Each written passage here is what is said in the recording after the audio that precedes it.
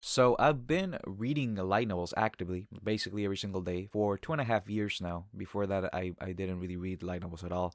And given that I didn't want to write a script this week, I said, well, you know what? Let's just go ahead and ramble on about my history with light novels and see where that takes us. Let's see what lessons we've learned from reading light novels for 2.5 years, having not read any of them, and pretty much having thought less of them before so. All right, so let's get started. So my first light novel, the light novel that launched me onto this journey of reading light novels for 2.5 years was the Saga of Tanya the Evil. And basically, what made me want to go and read more of them is that I realized when reading Tanya that the light novel was nothing like the anime. The anime, Tanya is blowing stuff up, Tanya is running around yelling hysterically and shooting at people, etc., etc. The light novel is a whole load of military strategy, military logistics, politics. It's incredibly dry and descriptive. It's like night and day. So that made me wonder. I wonder what other light novels are like this. What other light novels differ from their anime? So I went and read Overlord. I went and read ReZero. I went and read Is It Wrong to Pick Up Girls in a Dungeon? I went and read Reincarnated as a Slime. From there, I started to wonder, what about isekai? People shit on isekai relentlessly. What if the source material for isekai is much better? What if the issue is just the production? Because these isekai are getting made very cheaply. What if it's a production issue? So I went and read a whole lot of isekai and a whole lot of isekai and way more isekai. And then from there, I pretty much just read whatever caught my attention regardless of the implication. I just read light novels because they were fun, and I did that, and then here I am talking about them. So 2.5 years, and I did the math for this too. Did the math twice to make sure I was right. I have in total read in those 2.5 years 80 series and 458 volumes worth of light novels. Now, the numbers aren't impressive, right? What's impressive here is what did I learn from that? 80 series, 458 volumes, I must have learned something important from all that stuff. And I did, of course. I did learn something very, very important. And that is, the light novels don't have to be good. Now, let me go ahead and explain my logic. Before I started reading light novels, the only books I read were the books you think of when you talk to a very obnoxious literature nerd. Cormac McCarthy, Faulkner, James Joyce, Hemingway, Jorge Luis Borges, just anything that a very obnoxious literature nerd that loves to read very dense books would ramble on about. So pretty much my entire literature consumption was these authors that were trying to hit the ceiling and break the ceiling of the literature world. So that was my background. And from that background, I was just all of a sudden going to jump into a highly commercialized media. Because light novels stand in a pretty weird spot. They are not filled with authors that are trying to reach the very top of the literature world or anything, but they're also not authors like just very explicitly trying to write a cash grab like a lot of the authors that hit, say, the New York Times bestseller list, like those self-help books that really just exist to give a lot of money to their authors. They're kind of in the middle. They have a lot of very cool ideas, but at the same time, they have to write in order to make a living. So again, let's go back to Saga of Tanya the Evil. Saga of Tanya the Evil, I mentioned, it has a bunch of military strategy, military logistics. Basically, it's incredibly dry and descriptive, like I said earlier, which makes it a slog to get through. It's horribly slow to get through. It is painful to get through. Most light novel volumes I can read in a day. Saga of Tanya the Evil, I can't. I just can't read it for very long. It's incredibly tedious to get through, but I also really like it. So when I was reading Saga of Tanya the Evil, I was approaching it with this mind of like, I'm going to evaluate this like I evaluate my regular books. I'm going to evaluate this in terms of like literary merit, right? I'm going to see, is this a well-written story with well-written characters? And I quickly realized, no, it's not at all. It's not. It's fairly shallow. This is very obviously Carlos San. He's sitting down, he's writing all this military mumbo jumbo down, and then you're just taking it in and you're reading it. But I still liked it a lot. So I was conflicted. I didn't understand it. This light novel very clearly has a whole lot of flaws, but it's really fun and very unique and probably something that would not exist outside of the medium of light novels. This office worker inside the body of a German lolly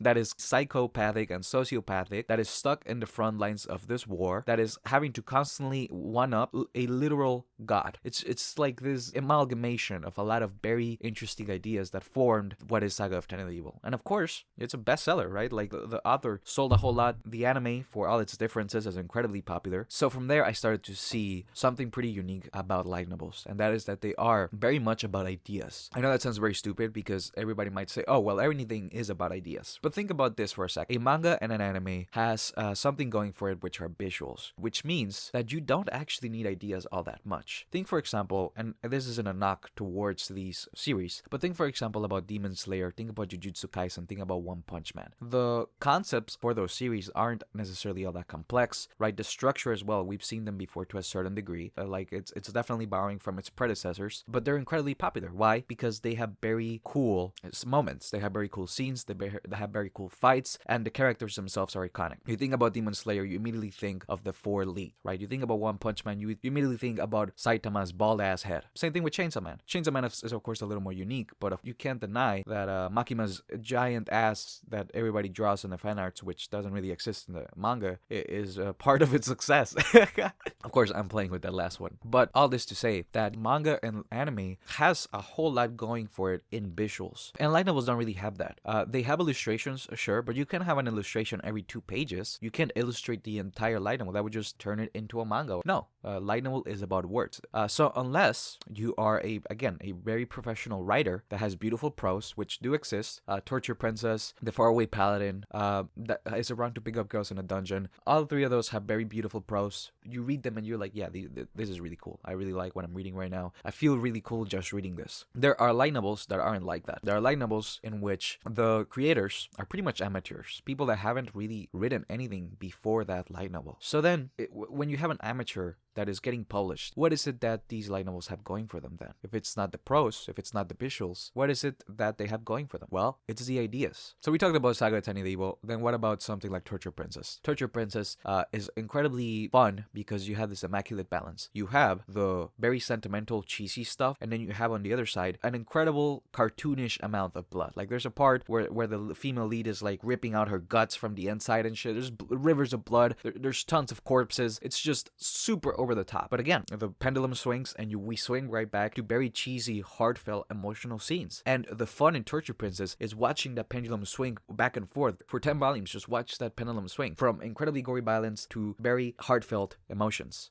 So I can tell you that that's the appeal of Torture Princess. Now, are the emotional scenes a masterclass in writing? No, not at all, right? I would say there's 100%, 1,000 more pieces of literature in which emotions are better portrayed. But it doesn't matter, because what's fun about Torture Princess is that dynamic of incredible gore and incredibly emotional scenes, and watching how the author just immaculately balances between those two. Now, we've talked about Torture Princess, which is by many considered to be really good. But what about stuff that is shittier, you might be wondering? What about the stuff that people consider to be bad? Well, let's look at something that people might consider to be bad. Let's look at Monster Girl Doctor. Now, Monster Girl Doctor is literally about what the title says. It's a guy that is a doctor for monster girls, and all the monster girls want to fuck him because he's the only human doctor that treats monster girls, and that's the whole thing. And the illustrator is like a hentai artist, so I think you can get where this is going. No, you don't know where this is going, because it's actually a really fun series. Because of course, in between all those fanservice scenes, there needs to be something to fill in those gaps. They're not just going to walk around. So instead of them just walking around and waiting for fanservice scenes to happen, we get a whole lot of Monster Girl lore, basically, from infrastructure to the way their bodies work, to the different species, to the different ways they behave. Is it complex? Is it anything that I would consider to be, again, a masterpiece, something that is worth everybody's time? No, I don't think so. I think it's very appealing for a very particular set of people, but it's still fun, and you can't deny that angle of it, that aspect of it, the fact that we get to look at all their biology and how the cities have been structured in order to fit every single type of monster people, and how different areas have been segmented off. Here's where the fish people live, and here's where the undead live. And oh, we have this issue. How do you perform surgery on an ancient dragon in which, and no tools can penetrate its skin? How do we perform surgery on this dragon? How do we operate this dragon? We can't harm it. It has incredible scales. How do we operate it? Just all of this very fun stuff. And of course, that kind of information does intermingle every now and then with the Monster Girl fan service. Like there's this bit where there's a tentacle lady. I don't remember exactly, but it's this tentacle lady. She captures the main protagonist, and then the dude just like massages her forehead, and she orgasms. She has a forehead orgasm, and it's fun. You might try to discredit it and say that it's nothing but fan service, but there's no denying that there's some really cool ideas there. Again, they might not appeal to everybody, but there are ideas there that will appeal to certain people that don't necessarily need to be completely indulgent or trashy. We look at something even more simple, even more potentially gimmicky, Reincarnated as a Vending Machine. You look at Reincarnated as a Vending Machine, and you look at that title, and you're immediately like, oh, this is going to be incredibly shitty. No, it's actually really good and really fun. There's a lot of different vending machine features that are used throughout the series. There's a bunch of gimmicky stuff that happens, gimmicky scenes that happen, creative ways. So they kill like a king frog by dropping diet soda on its mouth.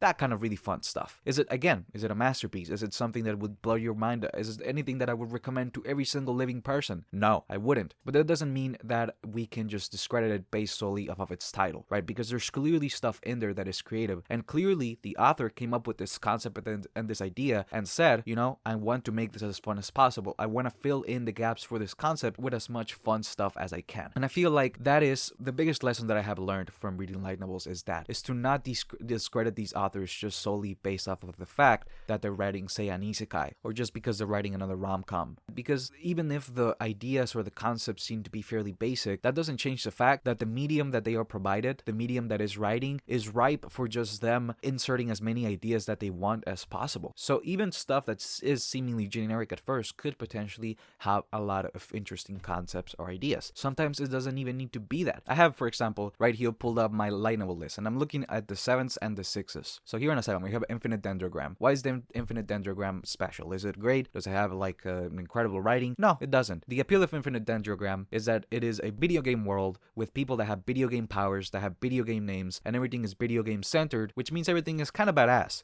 The people's names, their titles, everything just has that flair, that video game flair that you imagined yourself when you were a kid, naming yourself XX_XX, the Death Side Killer 3000 XX_XX, right? Infinite Dendrogram pretty much has that energy to it. And on top of that, under the surface, we have this dilemma of like, if we can perceive a virtual reality as real, where exactly does our responsibility for that virtual reality and that incredibly advanced artificial intelligence start and end, right? Like, how much of this supposed virtual reality, the supposed made-up world that is so advanced, it just feels real outright, how much of it should we partake in? How much of it should we assume responsibility for? So on the surface, you have just this very fun light novel about fighting, about video game fights, right? Like very cool video game fights and very cool video game powers. And underneath that, you have all of this nuance. Now you have, for example, min-maxing my TRPG build in another world. Min-maxing my TRPG build in another world, probably one of the more generic names. So what's special about it? Well, it's very obvious that the author is an incredibly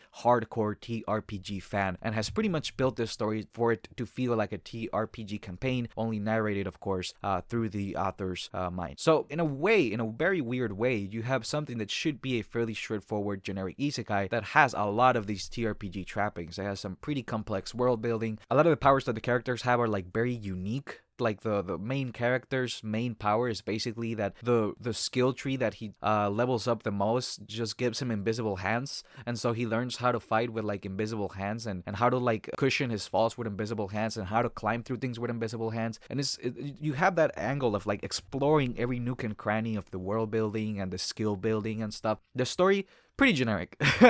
Pretty straightforward overall. You pretty much immediately know who's going to win and who isn't, but that intricacy is really, really good and really, really fun. The Misfit of Demon King Academy. You hear that, you're immediately like, oh, it's one of these. It's one of these about like the overpowered demon lord comes back. Yeah, absolutely it is. And you know what kind of energy it has? It has like a One Punch Man energy. The dude is so overpowered, so cartoonishly overpowered, that it pretty much is just, I will punch my way through all my problems, Shonen Jump style, right? And it's great. You have that energy, but you have it under a light novel guise, which gives it a whole different dynamic. He's in this magic high school that is so typical of light novels, but he is basically one of those overpowered shonen protagonists slammed in there. And of course, moreover, that's also not to say that there aren't series out there that do strive to do a whole lot, to be very, very ambitious. Ascendance of a Bookworm is this incredible display of story structure. It's just over 30 volumes of build-up. You're building up characters, you're building up plots, you're building up ideas, and you're building up the world building. Just over 30 volumes. It's this constant non-stop moving pieces. You have moving pieces that are setting off chain reactions that are moving other pieces, and then those other moving pieces are clicking into place with other pieces that are still moving, and it's just that for like 30 volumes. Right in the 7 Spellblades, it's by all means and purposes, you look at the premise, Magic School Academy, and you're like, is this going to be like a Harry Potter clone? And then there's ideas of in there that you're like, is this a Harry Potter clone? But then you're like, oh,